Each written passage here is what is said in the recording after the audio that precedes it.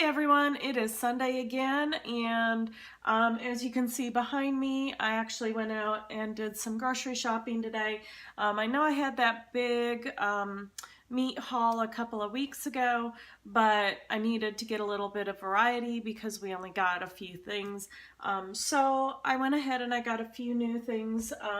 I got some more chicken legs, because we always love them.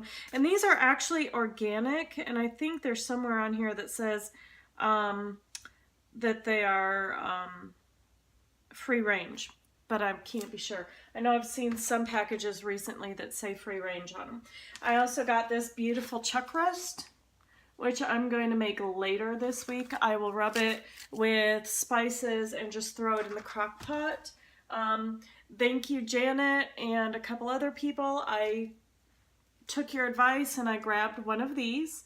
It was about $2.32 a pound or something like that. So I didn't think that was too bad. What I'm going to do is I'm just going to cut this in half, and I'm going to freeze one half, and I'm going to cook one half because I'm kind of in a taco-y mood this week, and you'll see why in a minute. I also got a couple of packages of turkey wings, which I'll make for dinner one night, and we'll have leftovers for lunches. And then I got, and this one was not on sale, but I got some boneless, skinless chicken thighs because I like actually putting these in packages of 2 in the freezer because they make for really quick lunches for me. Just like my ground beef and green beans, I like to do that with the chicken thighs. So I splurged on those today. The other thing that I got was this ground beef, and I actually got this at Dollar General Market, and it was 50% off. So this was about $1.50 for this one package. It was $3.25. So whatever half of that is what it is. I'm not mathing today. I'm just not going to. So what I'm going to do today is I'm going to portion up the ground beef, and I'm going to portion up the chicken thighs a little bit later. The rest of it I'm going to leave out because I'm going to cook it later this week. I've pulled a couple of things out of my freezer as well, and I will be using that later this week too. Mostly just chicken leg thigh quarters. And the other thing that I pulled out of my freezer was something that I prepped a couple of weeks ago. And that was, I took a roast and I cubed it up. And the reason that I did that is because I want to make some chili. And the recipe that I made a couple weeks ago was really, really good. And so I want to show you how I made my chili. According to my recipe, this will make us 8 servings, and it's 546 calories. It's going to be 40 grams of fat, 5.7 grams of carbs, and 39 grams of protein. So there's the nutrition facts on it. There's the recipe. And we're going to make this today because it turned out really, really well. I was really pleased with it. So let me go ahead and point you down so you can see my pan. And I've already taken these 2 chubs of ground beef, and I've put them in my pan. And I'm going to turn my pan on high, and I'm just going to break it up just a little bit to begin with.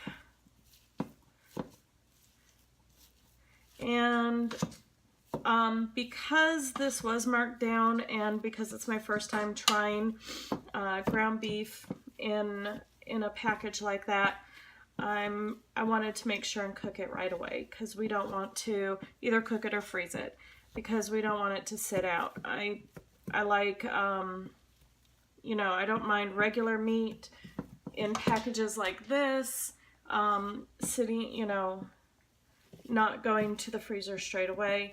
But because I couldn't see the meat, I wanted to make sure and use it right away. And it has gotten cold again in Tennessee, and so it is time for some chili. Now, chili is going to be higher in carbs. As you could tell, it's 5.7 grams per serving. And that's I put everything in my recipe calculator from Spark People, and that's what it came up with. So what I'm going to do is I'm going to put the chopped up steak in here as well. And we're just going to cook it all together. And the purpose of the chopped up steak is to simulate beans. I tried to make them about the size of a bean. Some of them are a little bigger, some of them are a little smaller, but overall this is going to simulate the bean texture. And so this, I'm going to go ahead and cook this up, and once it's all nice and brown, I will come back to you. All right, so it's been about 10 minutes, and in that 10 minutes, I just want to show you that I went ahead and I portioned up all of my chicken and my ground beef, and I'm going to throw some of that into the refrigerator, some of it into the freezer. And so I try to do more than one thing at a time, just so that I'm maximizing what time I'm spending. Okay, so this has been about 10 minutes, and all of the ground beef and the steak are fully cooked, but there's a lot of liquid in here. And this is what always gets me when it comes to keto chili, is that it's too greasy. So what I'm gonna do is I have a bowl here, and this bowl, and then my colander. And I'm just gonna strain out the liquid because, like I said, we want it to be juicy but not greasy. So all I'm gonna do is I'm gonna save it in this bowl, and there's a reason why. That way, once I start putting the other spices and stuff in, I can add this as a good liquid as needed, but we don't want to have too much or it'll be really greasy. So I'm just gonna put all that back in there. And as you can see, it's got some chunks, it's got the ground beef, it's a little bit of everything at this point. So the next thing we're going to add is our spices and our tomato sauce. This is tomato sauce that I saved. I got a 6-ounce can and I used half of it last time to make my chili. So I took the other half and I put it in a sandwich bag and put it in the freezer, so I didn't waste it. So that's what I'm using. It's 3 ounces or half a can of tomato paste, and I think, yeah, so we're gonna put that in. And now what we're gonna do, this calls for 3 tablespoons of ground cumin, and my husband has been putting away my measuring spoons and I can't find them all.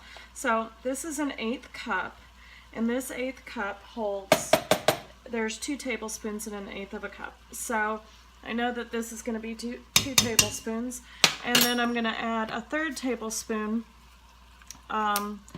using my measurements of 3 teaspoons to a tablespoon. So let me go ahead and open this up, which I should have done before, and we're going to put 3 more teaspoons in. 1, 2, 3. Okay, the next thing we're going to add is 3 tablespoons of paprika. And again, I'm going to use my 1/8 cup and get some more. Glad I bought another one today. I knew I was getting low. Okay. So we have 2 tablespoons here, and then 3 more teaspoons, which will make the 1/3 tablespoon. 2. Okay. Now the next thing I'm going to do is oregano, and that's going to be another 3 tablespoons. So here's 2 and 3. Now this is going to be like my basic taco seasoning recipe. I'm doing 3 times because it's so much meat. It's like 3 pounds of meat. So you want to do 3 recipes of this. Okay. 1.5 teaspoon of cayenne pepper. Gotta have a little kick there, right? So there's 1.5. And of course, cayenne is to your taste. If you want it a little more spicy, you can add more. If you don't like spicy, you don't have to add it at all. And then of course, the last thing we're gonna add is 2 teaspoons of salt. Actually, 1.5 teaspoons. And so we're gonna stir this all up. Now, as you can tell, it's all really dry in there. And more than likely, I'm gonna add all that liquid back that I drained out, but I wanna always make sure that you can always add, you can't take away. So I'm gonna go ahead and I'm gonna add some of this liquid back in and see where we stand.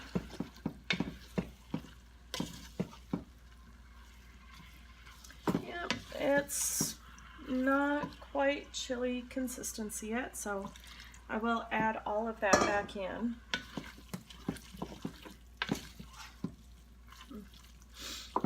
Okay. So as you can see, it's still pretty thick. So I'm actually going to add a little bit of water to this. So let me grab my water and I'll be right back.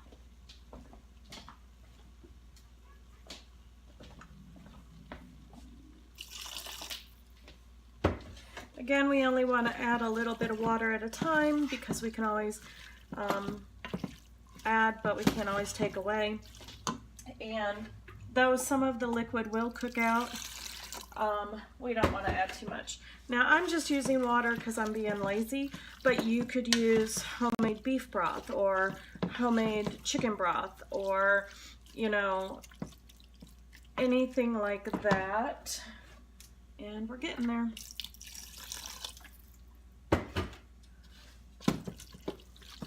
Now, granted, the meat that I'm using this time is 80-20, and last time I used 73-27, so that may be why it's not as liquidy and why I'm adding more water to this. But,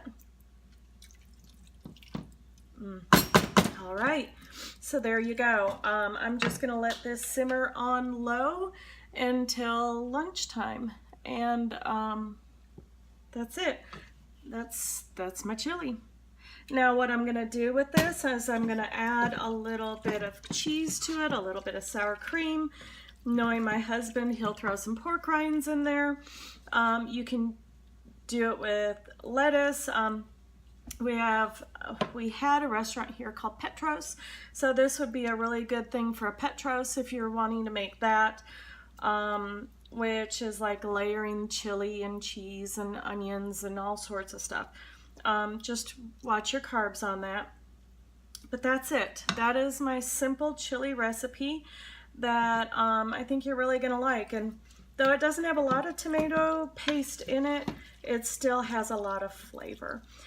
So, all right. So I hope you enjoy my chili, and comment down below, let me know if you tried it, if it worked for you, if you didn't like the flavor of it, and I'll see what I can make for you next time. Have a good day, guys.